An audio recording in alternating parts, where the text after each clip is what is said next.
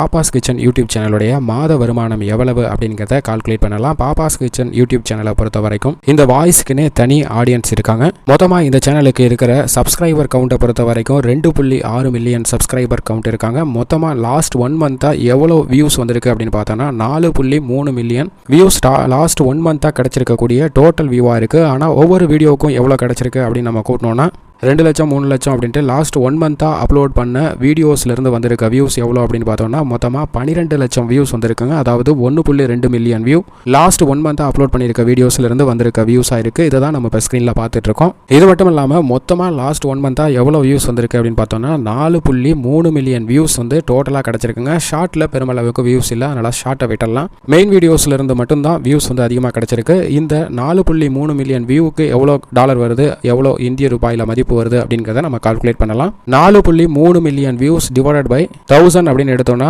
43,000 இல்ல 4,300 கிடைக்குதுங்க. இந்த 4,300ல 1000 வியூவுக்கு சராசரியா 30 ரூபாயில இருந்து 45 ரூபாய் வரைக்குமே கிடைக்கும். நம்ம ரொம்ப மினிமமாவே எடுத்துக்குவோம். 30 ரூபாய் ஒரு 1000 வியூவுக்கு கிடைக்குது அப்படின்னு எடுத்து கால்குலேட் பண்ணலாம். ஸோ அப்போ 4,300 இன்ட்டு 30 ரூபாய் அப்படின்னு கால்குலேட் பண்ணும்போது 1,29,000 ரூபாய் மினிமம் வருமானமாக கிடைக்குது. ஷார்ட் ரெவன்யூ, மற்ற ரெவன்யூ எதையும் நம்ம இதில் கால்குலேட் பண்ணல. Paid membership, other promotion activities எதையுமே நம்ம கால்குலேட் பண்ணல.